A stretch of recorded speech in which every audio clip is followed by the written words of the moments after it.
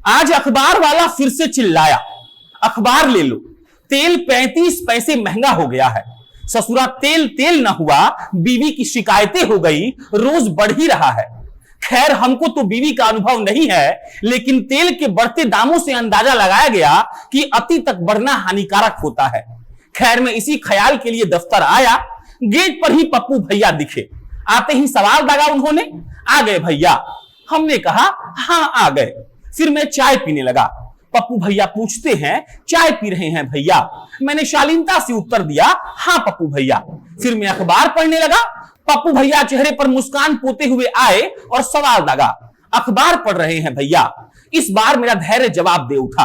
खैर मोदी जी के सिखाए प्राणायामों को मन ही मन मैंने स्मरण किया और पप्पू भैया को बैठ जाने का आग्रह प्रेषित किया।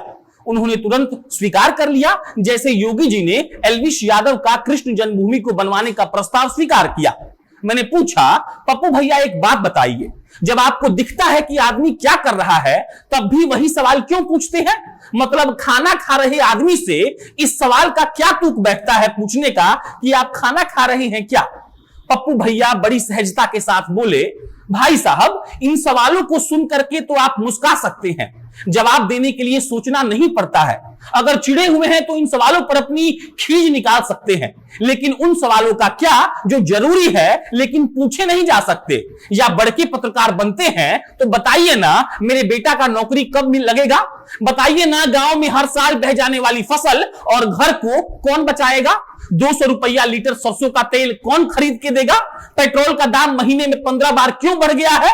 गेहूं चावल दाल सबके दामों में आग लगी है। इसका जवाब दे पाएंगे क्या आप? पप्पू भैया चले गए, लेकिन मैं अब सवालों के घेरे में था। एक सवाल था जिसके पीछे बढ़ते शून्य मेरी तकलीफ बढ़ाए जा रहे थे। कल एक खबर आई कि एक के पीछे 10 शून्य के बराबर वैक्सीन के टीके लग गए। बड़ी अच्छी बात है, सरकार प्रचार कर रही है मोदी जी की तरफ से मुफ्त टीके दिए गए पूरे हिंदुस्तान को।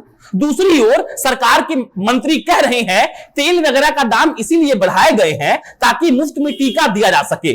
अब मैं पेट्रोल भरवाने जाता हूं और 10-20 रुपए उन मंत्री जी के हिसाब से ज्यादा इसलिए देने पड़ते हैं कि सबको फ्री में वैक्सीन लग रही है। लेकिन पर्स से जैसे ही आंख ऊपर उठाता हूं, एक दाढ़ी वाले बाबा नजर आते हैं जो मुफ्त में वैक्सीन देने का वादा कर रहे हैं। मुझे लगा कि हुआ कोई झूठा ढोंगी, लेकिन ध्यान से देखने के बाद पता चला ये तो अपने वाले फकीर हैं। अरे मोदी जी जो ब्रांडेड फकीर कहलाते हैं। अब मेरा कट चुका है, यह एहसास तो एकदम मजबूत हो चला था, लेकिन सवाल खत्म नहीं हो रहे थे। चलिए इस कटने की यात्रा को रिविजिट करते हैं। सबसे पहले कुछ नारे याद करते हैं।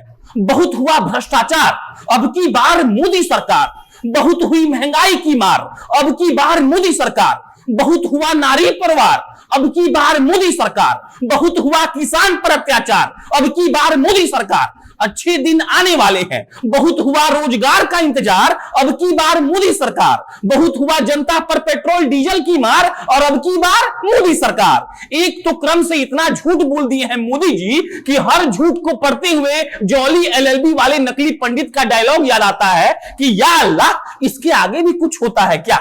मतलब राशन की दुकान पर जाओ, 200 रुपया लीटर सरसों का तेल देख के महंगाई वाला झूठ याद आता है। पेट्रोल डीजल का तो खैर कब कब याद आता है, इसका जिक्र भी नहीं कर सकते हैं। रोजगार वाला झूठ तो हॉन्ट करता है सपने में। अब कितना याद करें कि कौन कौन सा वाला कब कब याद आता है। मोदी जी के जुमले हमारी पूर्व प्रेमिकाओं की तरह हैं। अच्छी भली जिंदगी चल रही होती है और एक टपक पड़ती है।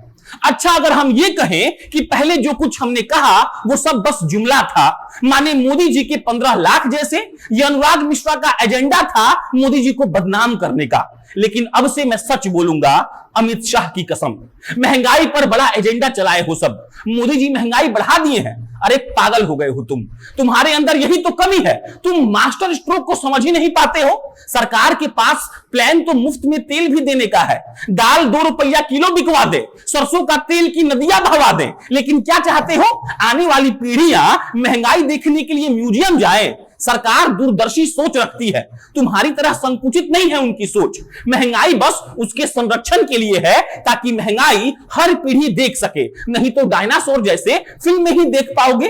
तो क्या हुआ किसान के पास डीजल खरीदने के पैसे नहीं है, तो क्या हुआ जमीन पथरा रही है।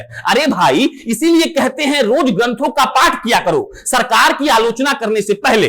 अरे जमीनें पत्थर में बदल रही हैं तो आपको पता नहीं है पत्थर में भगवान बसर करते हैं। मोदी राज है ये, यहां हर खेत में भगवान अवतरित होंगे और भगवान के अवतरण से व्यक्ति का उद्धार हो जा रहा है। मारे खुशी के किसान उन पत्थरों में उगे देवता को देखकर स्वयं को स्वयं से ही उद्धार दे रहे हैं, फांसी पर ऐसे ही थोड़ी लटक रहे हैं।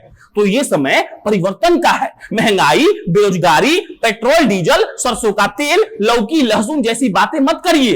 ये भारत का स्वर्ण काल चल रहा है। नरेंद्र मोदी जी एक ऐसी परिवर्तन की आंधी का नेतृत्व कर रहे हैं जिसके आगे ऐसी छोटी छोटी बातें बेमानी है। थोड़ा अपना पर्सपेक्टिव ब्रॉड करिए, बदलते हुए भारत को देखिए। भूख से मरने वालों के आंकड़े झूठे हैं, लड़कियों पर अत्याचार और हो रहे कुकर्म बस एजेंडा है। अदालतों में अन्याय नहीं हो रहा है, वहां न्याय के नए पैमाने लिखे जा रहे हैं। बेरोजगार लड़के लड़कियां सड़क पर इसलिए नहीं घूम रहे कि उनके पास काम नहीं है, बल्कि वो काम करना नहीं चाहते। वरना मोदी जी ने तो पीएचडी करके पकौड़ा बेचने वाला फॉर्मूला बताया ही है। चाय बेचने की कहानी मोदी जी ने ऐसे थोड़ी सुनाई थी। एमबीए चाय वाले की सक्सेस स्टोरी से कुछ प्रेरणा लीजिए और अपनी जिंदगी सुधारिए। खाली सरकार पर आरोप लगाने से कुछ नहीं होगा। 79-89 में अंतर ना बता पाने वाले मोदी जी को बता रहे हैं कि देश कैसे चलता है। अबे जाओ फेसबुक पर भाजपा युवा नेता लिख दो। अब तक फोटो पे आने वाला 10 लाइक 100 लाइक में ना बदल जाए तो बताना, क्योंकि एक के पीछे शून्य बढ़ाना मोदी जी का इफेक्ट है।